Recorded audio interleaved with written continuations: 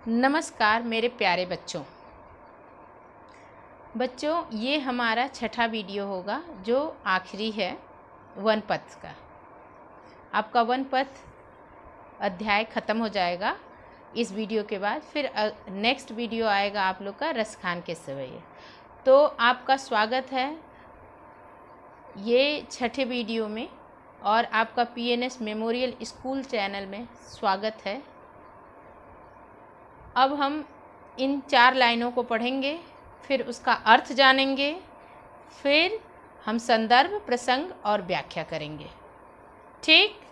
सुनि सुंदर बैन सुधारस साने, सुनि सुंदर बैन सुधारस साने, सयानी है जान की जानी भली, तिरछे करि नैन दे सैन, तिन्हें समुझाय कछु मुस्काई चली, तुलसी तेहि अवसर सोहें, सवै अवलोकत लाहु अली, अनुराग तड़ाग में भानु उदय, बिगसी मनु मंजुल कंज कली।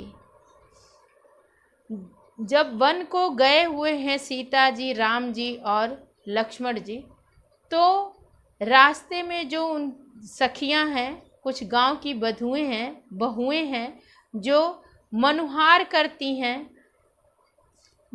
करती हैं और उनसे पूछती हैं कि ये तुम्हारे कौन हैं।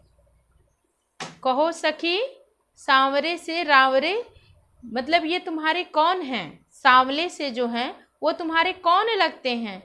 तो इतने अच्छे वचन, सुंदर वचन सुन के सीता जी को कैसा लगता है वही इस लाइन में बताया जाएगा आपको। सुनि सुंदर बैन सुधारस, मतलब सुंदर सुंदर वचन राम जी के बारे में सुनकर, बैन मतलब वचन और सुधारस अमृत सा उनके कान में घुल रहा है कि उनके वक्षस्थल विशाल हैं, आंखें लाल हैं, शीश पर जटा है। ये सब सुंदर सुंदर वचन सुनकर सीता जी के कानों में अमृत रस घुल रहा है। साने सयानी है जानकी भली, सयानी मतलब चतुर, चतुर हैं जानकी, बहुत ही चतुर हैं। और ये जानकर वो क्या करती हैं, तिरछे कर नैन दे, मतलब अपने नैन को तिरछा करके, दय सैन मतलब संकेत देती हैं। क्या संकेत देती हैं कि समुझाए कछु मुस्काए चली, मतलब उन लोग को समझा भी देती हैं कि नैन तिरछा करके कि ये कौन है मेरे, और वहाँ से मुस्कुराकर, शर्माकर, लजाकर चली जाती हैं। तुलसी तेहि अवसर सोहे सवै, तुलसीदास जी कहते हैं कि वो अवसर ऐसा लाभ दे रहा था, ऐसा शोभा दे रहा था। कैसा शोभा दे रहा था कि सवै अवलोकत लाहु अली, मतलब कि लाभ सबको मिल रहा था। वो सुंदर मधुर वो दृश्य देखकर, जैसा सीता जी ने बताया, उसको अपने मर्यादा का पालन करके, ये नहीं कि हाँ ये मेरे कौन है, वो अपने मनोभाव को ऐसा प्रस्तुत की, ऐसा बताएं कि सबको अच्छा भी लग रहा था। मुस्कुराहट के साथ, कृपा भरी दृष्टि के साथ, मर्यादा पूर्ण पालन करते हुए, संकेत में ही नेत्रों को तिरछा करके उन्होंने सब समझा दिया, लेकिन मुंह से कुछ नहीं कहा।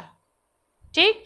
तो तुलसीदास जी कह रहे हैं कि स्त्रियां जो थीं वो श्री राम की सुंदरता को एकटक देखती रहीं और अपने नेत्रों को आनंद प्रदान करती रहीं।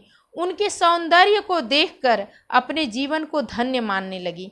ऐसा प्रतीत हो रहा था। क्या प्रतीत हो रहा था कि अनुराग तड़ाग में भानु उदय, मतलब प्रेम रूपी सरोवर में जैसे सूर्य उदय हो रहे हों, और सुंदर नेत्र रूपी कमल, मतलब स्त्रियों के नेत्र रूपी सुंदर कमल आँख खिल उठी, अर्थात उनके नेत्रों में अपने जीवन को सफल बना लिया।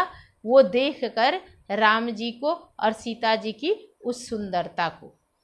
ठीक।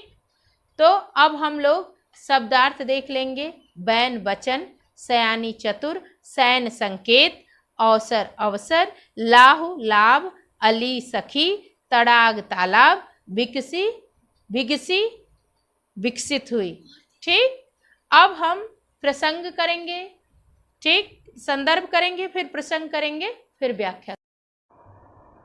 बच्चों अब हम व्याख्या, संदर्भ, शब्दार्थ तो देख लिए, अब हम संदर्भ देखते हैं। संदर्भ में आप लोग को पता ही क्या लिखना है कि प्रस्तुत पद्यांश हमारी पाठ्य पुस्तक के काव्य खंड के वन पथ पर। अब काव्य खंड को भी सिंगल इन्वर्टेड कामा में कर दीजिएगा, वन पथ पर नीचे अंडरलाइन कर दीजिएगा। शीर्षक से उद्धृत है।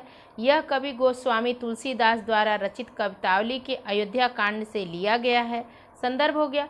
फिर प्रसंग आप लोग कर लीजिएगा। ग्राम बालाओं ने सीता जी से उनके पति के विषय में जानकारी करनी चाहिए। इस पर सीता जी ने उन्हें संकेत से ही सब कुछ बता दिया। ये आप लोग प्रसंग डाल लीजिएगा।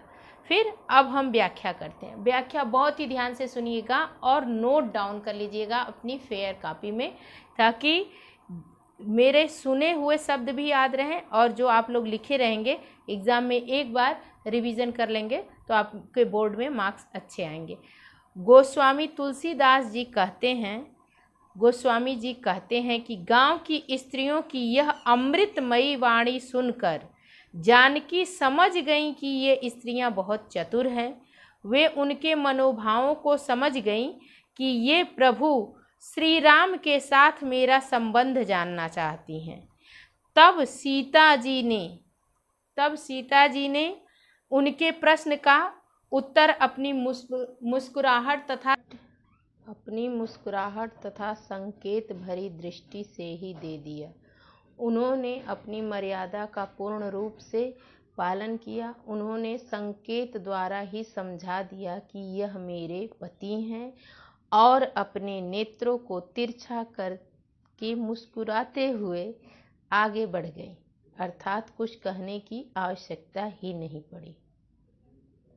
तुलसीदास जी कहते हैं कि उस समय वह स्त्रियां श्री राम की सुंदरता को एकटक देखती हुई अपने नेत्रों को आनंद प्रदान करने लगी, अर्थात उनके सौंदर्य को देखकर अपने जीवन को धन्य मानने लगी। ऐसा प्रतीत हो रहा था मानो प्रेम के सरोवर में राम रूपी सूर्य उदित हो गया और उन ग्रामीण स्त्रियों के नेत्र रूपी कमल की सुंदर कलियां खिल गईं, अर्थात उनके नेत्रों में अपने जीवन को सफल बना लिया। अब हम लास्ट में क्या देखेंगे? काव्य सौंदर्य, जो मोस्ट वेरी मोस्ट इम्पॉर्टेंट है आपका, कि बहुत ही महत्वपूर्ण है। काव्य सौंदर्य जब डालेंगे हेडिंग, और उसके बाद आप लोग 1 2 3 4 5 6 7 पॉइंट लगभग याद रखिएगा। सारे पद्य में भाषा ब्रज है, शैली चित्रात्मक व मुक्तक है, गुण माधुर्य है, रस श्रृंगार है, छंद सवैया है, शब्द शक्ति व्यंजना है, अलंकार कौन सा है? अनुप्रास अलंकार है। इस तरह आप लोग का ये वन पथ पर पाठ समाप्त हुआ और आप लोग पूरा इसको लिख डालिएगा, क्योंकि ये बहुत ही इम्पॉर्टेंट है आपके एग्ज़ाम के लिए। अब धन्यवाद, और हम मिलेंगे नेक्स्ट वीडियो में। और आप पीएनएस मेमोरियल स्कूल चैनल को लाइक शेयर सब्सक्राइब करिएगा। धन्यवाद।